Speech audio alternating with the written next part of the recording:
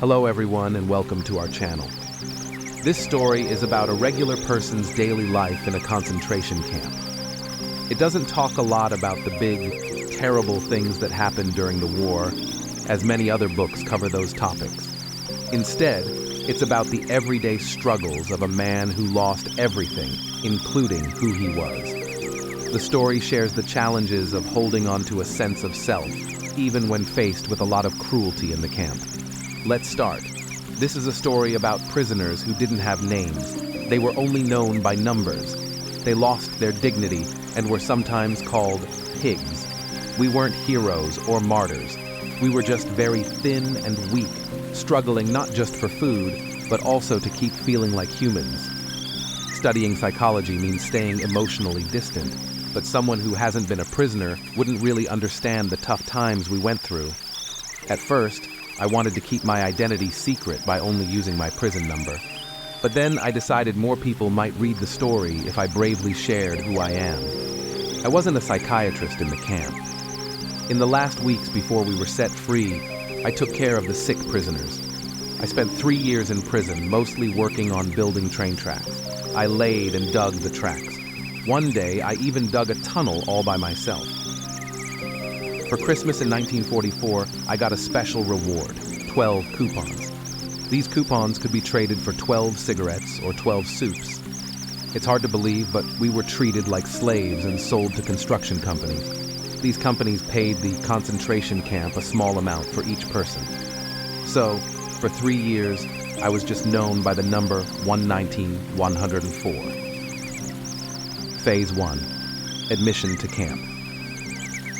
I noticed 3 different ways prisoners felt in the camp. First, when they first got there, it was like a big shock. We had traveled for a long time in a train that was really crowded. The only place with some air was at the top of the carriage.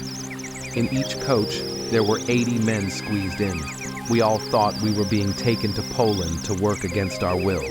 We got really scared when we found out our train had stopped at Auschwitz.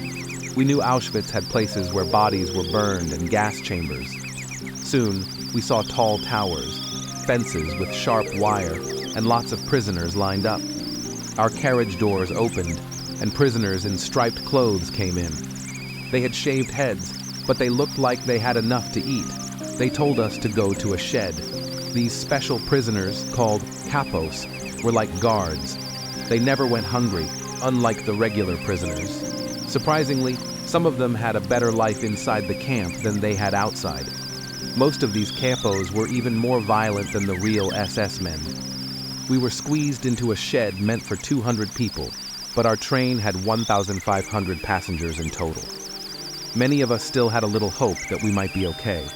They told us to leave all our stuff on the train. We had to line up in 2 groups, one for men and one for women.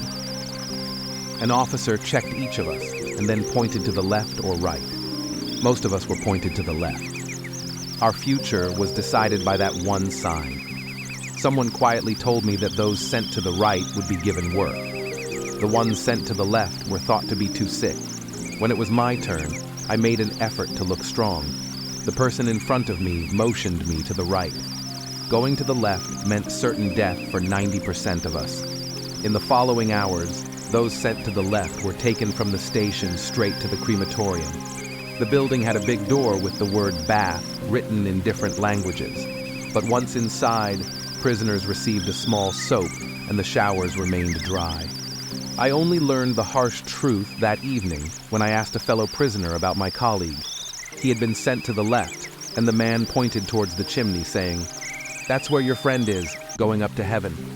He was burned alive because the Germans thought he was too weak to do any useful work in the camp. Those of us sent to the right were led by guards, urging us to run to the cleansing station. As we passed by the electric barbed wires surrounding the camp, the guards closely examined us, focusing on our watches and jewelry. We had to throw our remaining belongings onto a blanket. Some of us pleaded to keep sentimental items like medals or wedding rings, but the guards didn't allow it. A guard commanded us to strip off all our clothes within 2 minutes, leaving only our shoes on. In our line, we all got naked, and those who kept their belts were whipped by the guards. We then entered a room where our heads were shaved, leaving us unrecognizable without any hair on our bodies. After that, we lined up for the showers, and it was a relief when water finally came out. I only had my glasses left, and we stood there facing our own nakedness, wondering what would happen next. Phase 2. Routine and apathy. That night, I shared a small space with 8 other men on a long board. We slept side by side with only 2 blankets to cover all of us. It's not true when people say, "I can't sleep without this or that." We slept closely together and found relief from the pain for a few hours. We couldn't brush our teeth, change our clothes for months, or even take a bath. Our hands were wounded from work, and we didn't get any treatment. Dostoevsky was right when he said that people can get used to anything. Many of us had thoughts of ending our lives, of running into the electric wires, the constant fear of being taken to the gas chambers, where people were burned alive, hung over us. We often faced beatings from the guards, and the feeling of hopelessness was always present. Another doctor, my colleague, who had been in Auschwitz for weeks before us, visited our hut. He shared a crucial piece of advice. If you want to survive, there's only one way. Look strong and fit for work. Prisoners who appeared sick, downtrodden, and miserable were eventually sent to the gas chambers. These prisoners were referred to as Muslims. Our time in the concentration camp was marked by a sense of indifference. When we first arrived, we longed for home and loved ones, and we were repulsed by what we saw. However, as time passed, we started feeling nothing. Our initial reaction to Auschwitz was considered normal for an abnormal situation. An abnormal reaction to an abnormal situation is normal behavior. Gradually, we became apathetic. The uniforms we wore were even worse than those of a scarecrow. We were confined to our huts and were punished if caught going to others. Our living space was filled with filth. New prisoners faced the harshest tasks, like cleaning latrines and sewage, where they would inevitably be splashed with waste. Attempts to clean themselves invited punishment from the capos. There were punishment parades, where prisoners marched for hours while being beaten by guards. In a heart-wrenching incident, a 12-year-old boy, lacking proper footwear, had to stand in the snow, leading to frostbite and gangrene. Every day we witnessed suffering and death, but instead of feeling pity or horror, we became indifferent. Apathy took over, and nothing could stir our emotions anymore. I stayed in a hut with prisoners suffering from typhus. They had high fever and were delirious. I saw many of them die, and after each death, other prisoners would rush to take the dead person's belongings. Someone took the coat, another took the shoes, and someone else grabbed the leftovers of a meal. All this happened at just 2 hours after I had a conversation with the person who died. I observed the scene while having my soup. We were beaten by the guards whenever they felt like it. Once, during a snowstorm, as I took a brief break leaning on my shovel while working on the railway tracks, a guard thought I was slacking off and threw a stone at me. It made me feel like I was just a farm animal. Another time I received 2 blows to the head because the person behind me wasn't following the line. It wasn't just the physical pain that hurt the most, but the insult, the unfairness, and the lack of reason behind the beatings. The guards would beat us whenever they wanted. Once, while working on the railway tracks during a snowstorm, I took a short break, leaning on my shovel to rest. A guard saw me and believed I was slacking off, so he threw a stone at me. It made me feel like I was treated no better than a farm animal. Another time, I received 2 blows to the head because the person behind me wasn't following the line. What made those beatings most painful wasn't just the physical pain, but the insult, the unfairness, and the lack of reason behind them. The prisoners, including myself, suffered from swollen legs and feet due to excessive work. This edema condition made it difficult to bend our legs, and our feet became so large that we couldn't tie our shoes. Despite these challenges, we were forced to march and work in the heavy snow. Occasionally, if a prisoner slipped on the ice, Others would stumble over them. The guards would use the butt of their rifles to ensure we kept moving, showing no hesitation. The guards used to say that regular workers could do more work in less time than we did. However, regular workers didn't have to survive on a small piece of bread and thin soup daily. They didn't miss loved ones who might already be dead, and they didn't face beatings every now and then. Our apathy was a way to protect ourselves. The only thing we cared about was staying alive. At the end of each day, a prisoner would often say, "Well, another day is over." Our thoughts and feelings became very basic. When a prisoner slept, they dreamed about warm baths, cigarettes, cakes, and bread. At work, when the guards weren't looking, someone might start talking about their favorite meal. Prisoners would sometimes exchange recipes and dream about the day they could go home, reunite with their loved ones, and enjoy good food. Our dreams were so different from the reality of our daily bread and thin soup. Occasionally, we might get a small bit of margarine or cheese. Sometimes there could be a slice of low-quality sausage or a spoon of watery jam. This diet was very insufficient, especially when we had to do heavy work in the cold while wearing only rags. As the fat disappeared, our bodies started consuming themselves. Muscles disappeared as the body fed on its own protein. We could see ourselves turning into skin and bones. We could even predict with accuracy who in our hut would be the next to die. At night, I often had the same thoughts. This body here, my body, is really a corpse already. What has become of me? Every morning, we were woken up by 3 loud whistle blows. Even before the sun came up, we hurriedly got up, trying to squeeze our swollen toes into our wet shoes. We started our march in the snow and spent our time digging and shoveling on the railway until the lunch siren sounded. The most awaited part of our day was between 9:30 and 10 a.m. when we received our bread ration. Some of us ate it right away, but I was one of those who saved some for later. In the bitter cold, finding comfort, I would break and eat the crumbs from my pocket. I was moved from Auschwitz to Dachau with a total of 2,000 prisoners on our train. As we passed through Vienna, my hometown, I couldn't see much from the small, windowless prison car where 50 of us were crammed. Some squatted on the floor, while others had to stand for the entire journey. There were only 2 peepholes in our car, offering a limited view. As we passed by my birthplace and the house I once lived in, I pleaded with others to give me some space to look through the holes, explaining how important it was to me. Unfortunately, due to apathy, they dismissed my request, saying, "You lived here all those years? Well then, you have seen quite enough already." From winter to spring in 1945, a disease called typhus spread in the Auschwitz camp, affecting almost all the prisoners. Many of us got sick and died. There were areas for the sick, but there were no caregivers or medicines. I also got typhus. To cope with severe confusion, I avoided sleeping and instead focused on creating lectures in my mind.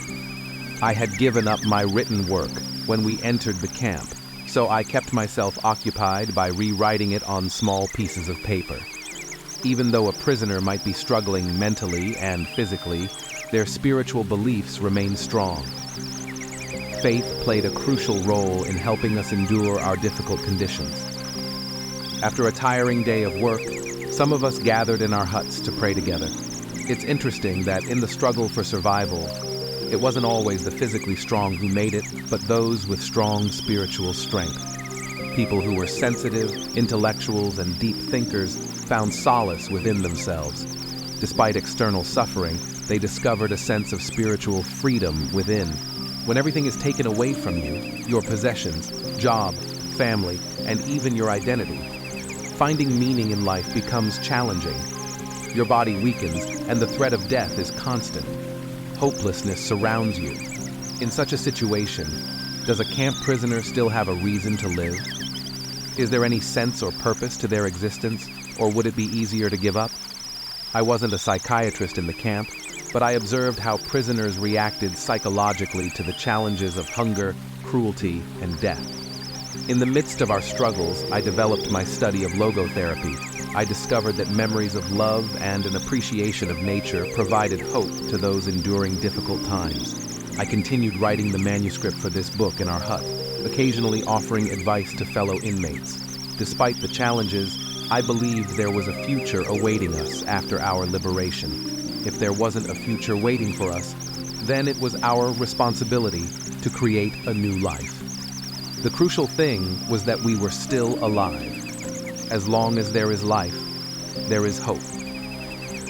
One early morning, as we were heading to our work site, the guards were yelling, "Detachment, forward march, left 234, left 234, left 234, left 234. Those who moved too slowly risked being kicked. We stumbled over large puddles and big stones in the darkness. Suddenly, the man next to me whispered, "If our wives could see us now, I hope they're in better places and don't know what's happening to us." His words made me think of my own wife. I looked up at the sky and pictured her face. As the sun rose, she smiled at me. It was the first time I truly understood the truth in songs and poems. The salvation of man is through love and in love. Despite having nothing and suffering in the most desolate place, I found happiness in the memory of my beloved wife. I spoke to her in my thoughts. I pretended to ask her questions and she responded. Despite the chaos in front of me where people stumbled and were whipped by guards, I kept up my daydream. When we reached the work site, everyone hurried to the hut to grab better tools. Using our spades and pickaxes, we continued working in the ditch. The guards would occasionally yell, "Can't you hurry up, you pigs?" I kept thinking about my wife, unsure if she was still alive, but just remembering her was enough to keep me hopeful. Love, I realized, was powerful regardless of the person's proximity or life status. The emotion itself could give meaning to someone's existence. For a prisoner, maintaining a strong inner life was crucial. It helped them endure the emptiness and desolation of the camp. Despite being dehumanized in our external conditions, our spirits could retain humanity. The prisoner could find solace in past memories and future plans. This is what logotherapy is about. Even after being set free, it was crucial for the prisoner to discover a purpose in life. It didn't matter if all family members were gone, the hometown destroyed, or the career lost. Finding a new reason to live was essential. Life doesn't define us. We must give meaning to our existence. During our journey from Auschwitz to Dachau, we learned to appreciate nature in a new way. Even through our barred windows, we witnessed the beauty of lush mountains and the setting sun. We saw the sky turning different colors from blue to red. Even if it was just for a short time, all of us felt happy.